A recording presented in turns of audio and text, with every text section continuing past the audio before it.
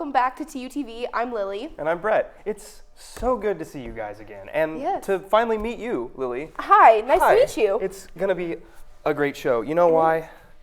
You have a pencil. Well, I just got done studying for midterms, and we finally get a break. I wish I could say that, because I still have 2 tests, a paper, and a project. Are you studying right now?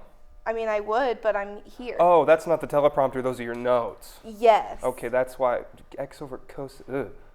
I'm sorry. Those are Jack's notes. I'm not in math. Okay, so. fair enough. So, what's on the agenda for today? What can we look forward to?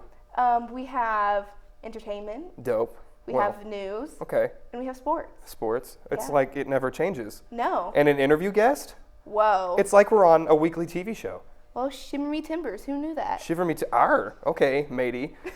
You go plundering recently? You with your crew and your ship? Do you even know what I'm talking? Pirates. I have no idea what you're saying. Well, no more pirate jokes. I owe Harry $5. You owe Harry $5? Well, I asked him if pirate jokes would work, and he said they wouldn't. He was right. Yeah, I guess he knows who I am really well. Way to go, LA people. Oh, that's the wrong thing. What is it? LA? Is that it? LA. Jack tried sign language Dodgers. And I still didn't get it. What? Jack tried sign language and I still didn't get it. Maybe I can get a lesson in during the break. We'll see you guys later. See you later.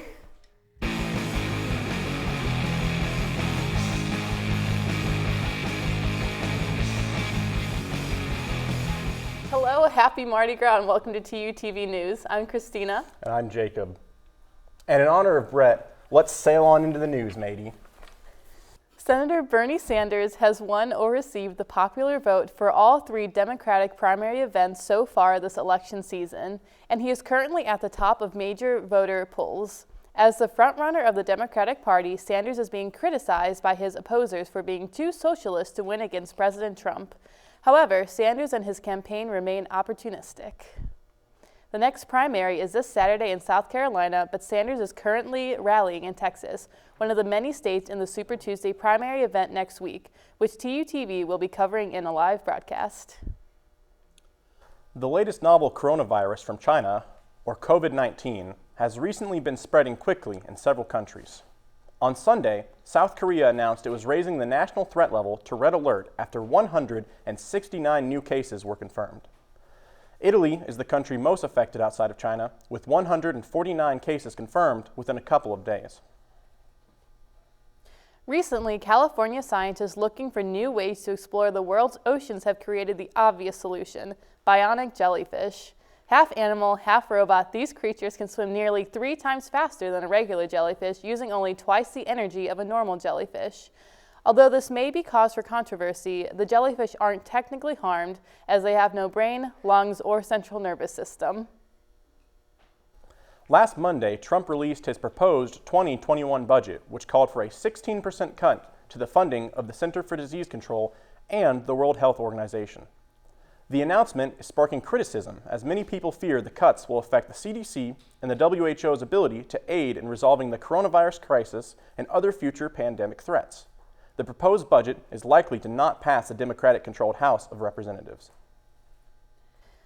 Last Wednesday, Oklahoma leaders announced the state will be working towards including the 1921 Tulsa Race Massacre into the curriculum of all Oklahoma schools.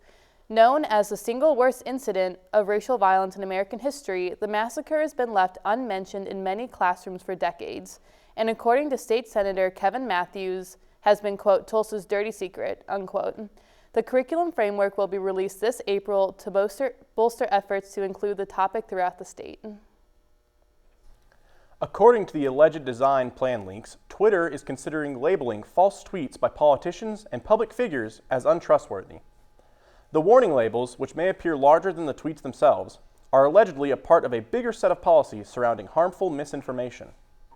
The company would be using the help of journalists, fact-checkers, and members of the online community to flag the tweets and make the company more trustworthy. So, I see you're wearing Mardi Gras beads. Are you celebrating too? Wait, what? What do you? Have you not heard of Mardi Gras? I mean, I've heard of it, but I just thought I got these because they were nice. I thought we were making like a fashion statement or something. No? Oh no! It's for the celebration of Mardi Gras. That's today. It's like once a year.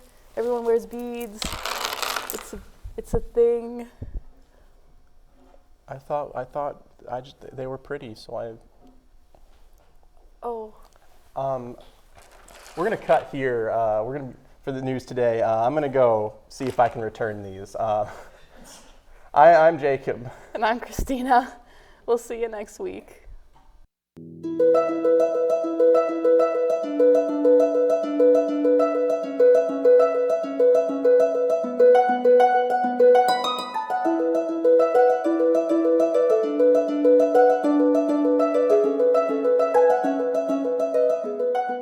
Hey guys, welcome back. Today for our interview, we are here with Candelaria, who is the president of the Society of Hispanic Professional Engineers. So thank you so much for being here. If you could just tell us a little background on yourself, so like your year, major, hometown. Okay, so I'm a mechanical engineer, and I am a sophomore from Las Vegas, Nevada. So I know really far, 18-hour drive, very long. Understandable. And then, and I have a minor in entrepreneurship. So awesome. So what brought you to being a member of the society you're in? Honestly, at the activities fair, I knew I wanted to join as many engineering orgs as possible. My sister was like, just join, they have free food. So I first just joined because they offered tacos in their first meeting, and I was like, that sounds really good. But then I learned a little bit more about it. I met the current president, Luis, and the past president, Jordan Sosa, and they just kind of made me fall in love with SHIP. I was able to attend their first national conference, and from there, I knew I was passionate about it. So very nice. So how many conventions have you been to now? So I've been to 4. I just actually went to the most recent one. So I've been to Cleveland, Ohio. I've been to San Antonio, Texas, Phoenix, Arizona, and I just was in Baton Rouge, Louisiana.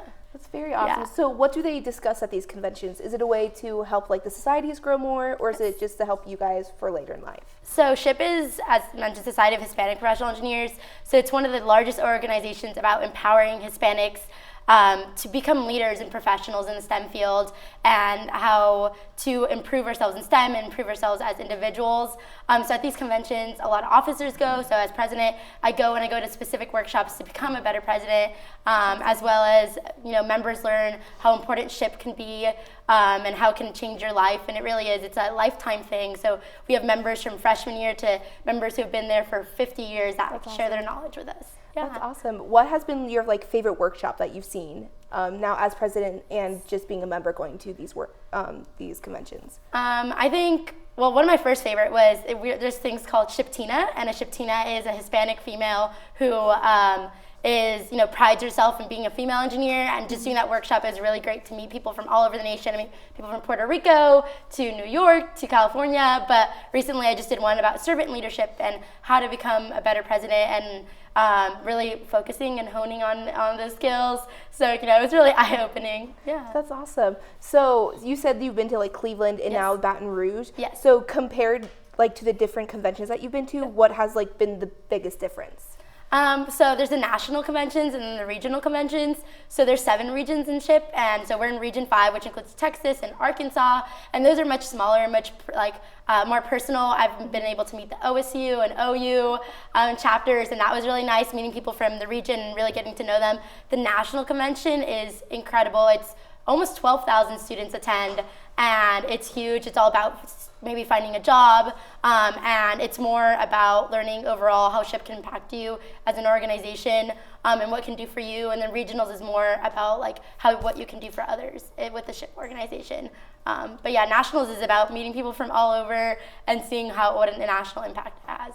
That's awesome. Yeah. With being in Region 5, do the different chapters, do you guys ever work together to complete different tasks or just to help each other? Yeah, we do. We have sub-region meetings where we meet up, and they give great advice. If they're really good at their outreach, they give us contact information, and it's all about just trying to help each other grow, because overall the goal is to empower the Hispanic community and become better professionals and hopefully make an impact in other people's lives and give back. That's awesome. Yeah. So what led you to wanting to become president of this organization? Honestly, I was freshman rep actually last year, freshman representative, and the past president and the president were like, we need someone to become president because he was a senior and they were, needing leadership, and they're like, do you want to become president? I was like, as a sophomore, are you sure?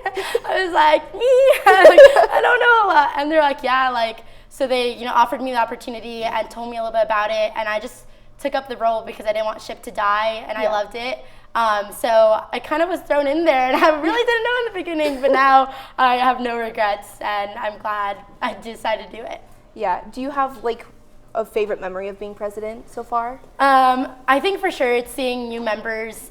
We just took 2 new members to regionals, and that moment that they realize what SHIP can do for them and how it changes. Because at first it's it's like every other organization, and it's to them they don't have the realization. But hearing the speakers and hearing some of the people speak, some of our members actually teared up when some of the professional speakers spoke, and seeing that impact in their life, that was just really satisfying as president. So that's awesome. Thank you so much for being here, and enjoy the rest of the show, you guys.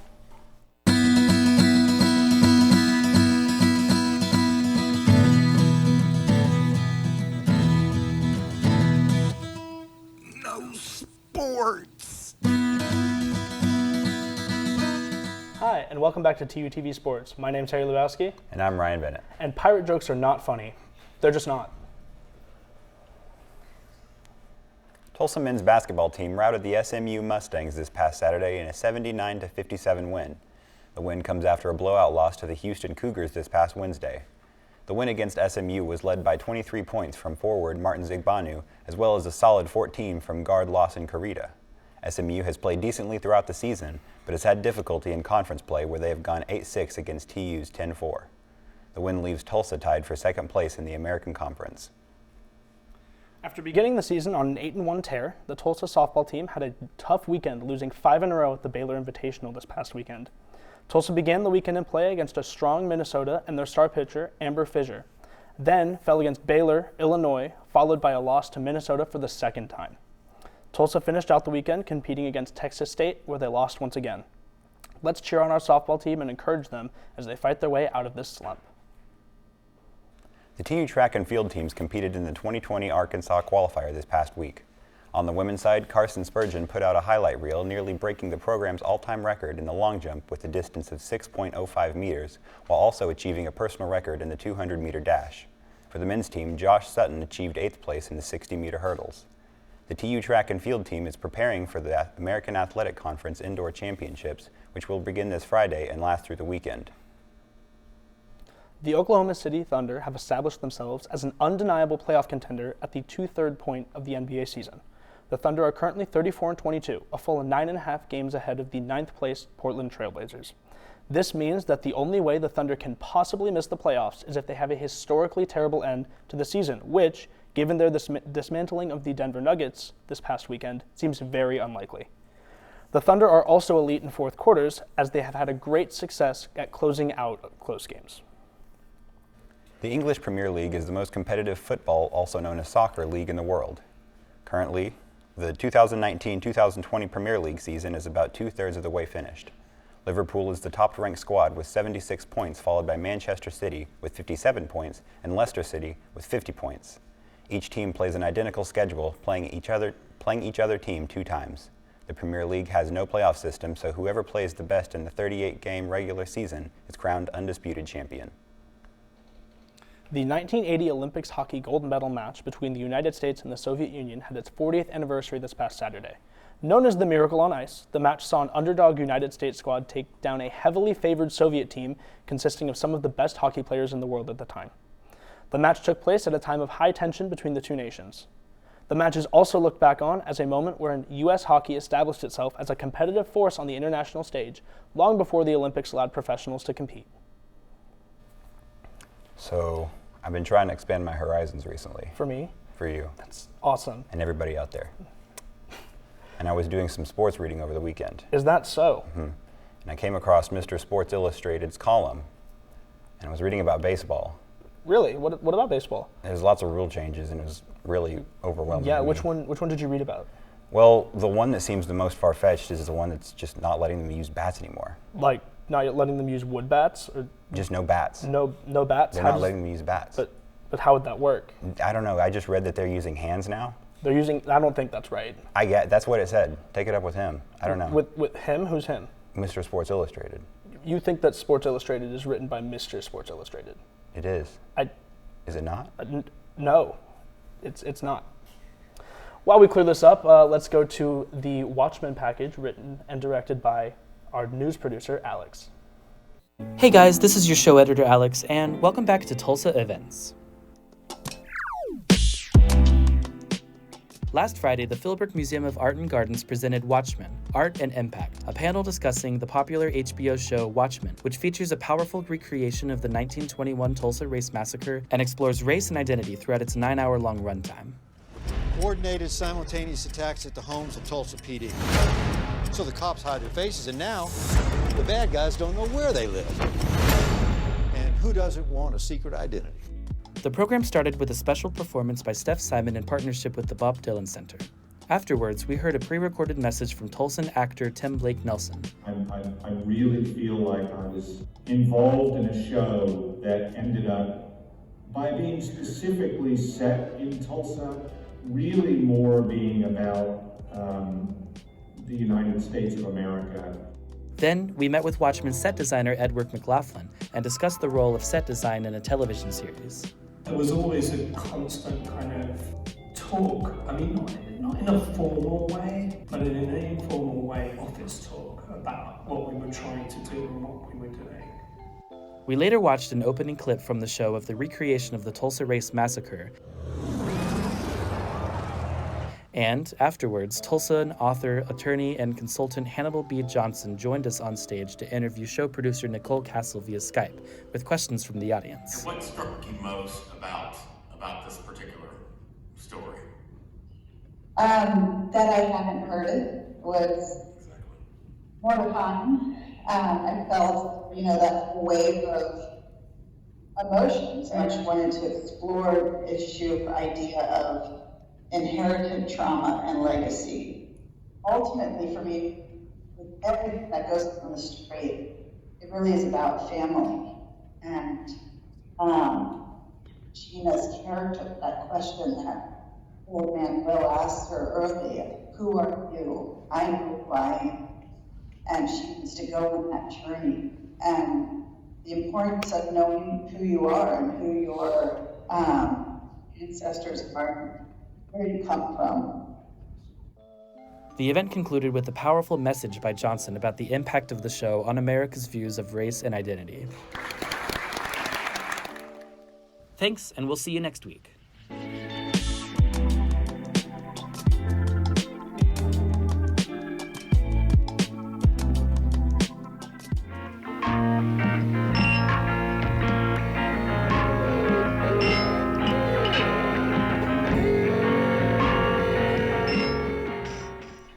Welcome back to TUTV Entertainment. I'm Isabella.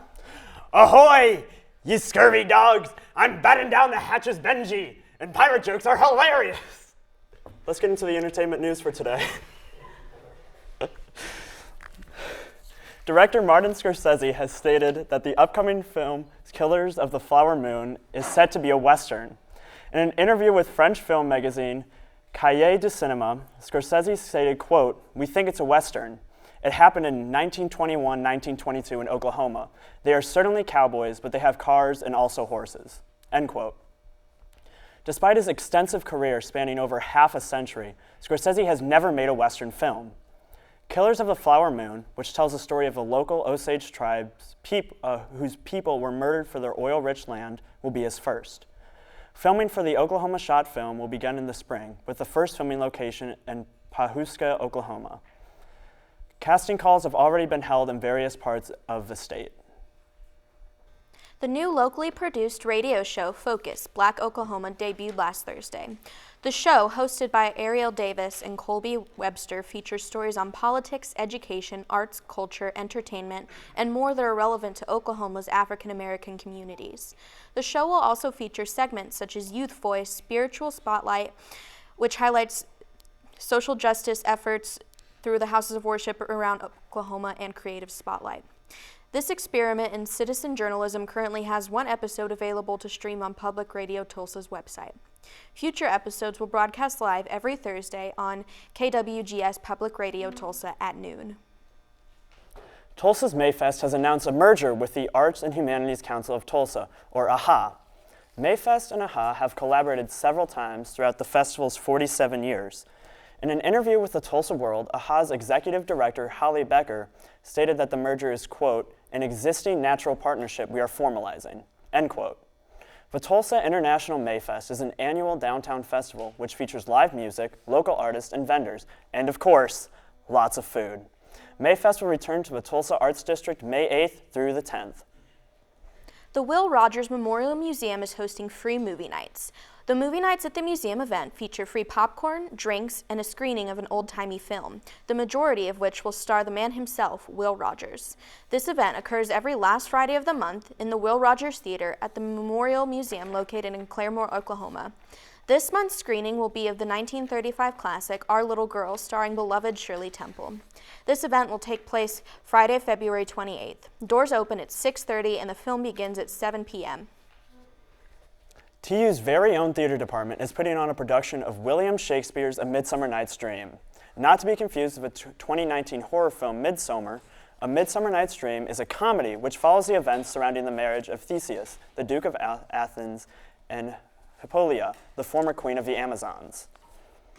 The play is set in a forest inhabited by fairies and features 4 interconnected storylines leading up to the big wedding. A Midsummer Night's Dream is one of Shakespeare's most popular plays. The TU Theater's take on the play is running until March 1st, with the next performance taking place Thursday, February 27th. Tickets are $6 for TU students. So Benji, I actually saw A Midsummer Night's Dream last Thursday, and I have to say it was very good. Oh, that's good. But there was just one thing that was missing for me. I know what it was. Okay, so backstory, right? Back in the peak of my acting career, freshman year English class in high school, we studied A Midsummer Night's Dream and we performed scenes from it. And I played Helena, the beautiful Helena. And here. Do you want to hear the audition tape I sent in? Of course, obviously. Because I was going to be in the TU play. Yeah. So here's my audition, okay. Demetrius! You draw me, you hard-hearted adamant, but you draw not iron, for my heart is true as steel. And that's it. That So what'd you think? was something. We're gonna cut right now so I can recover. From what? The emotional trauma. See you guys next week.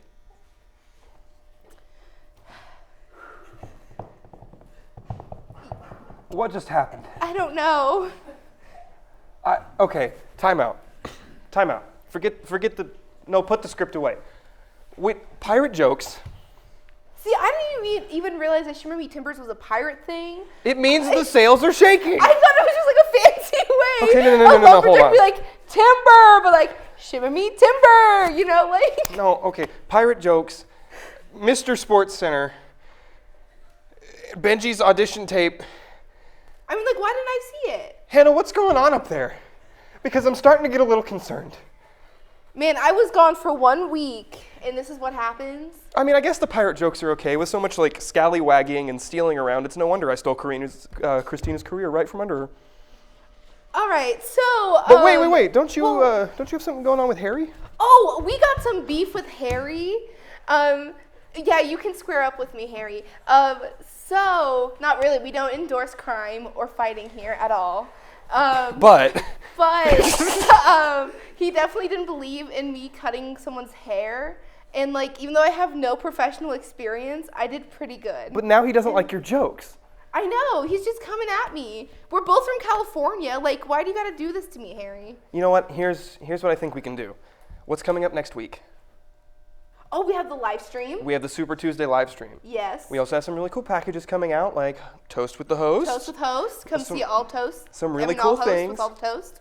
Between the round tables, we're gonna settle this beef, Kobe style, buffet style, maybe teriyaki. That's chicken. Look. What? We're gonna settle this. Because I can't take it anymore, and neither can Jack. Can you pick up the pencil you're littering? After we cut. All right, well, we'll see you next week at the live stream, 7 to 10 p.m. Come see it. It's going to be super duper fun. Someone get my agent on the phone. All right, see you next week. Have a nice week, guys.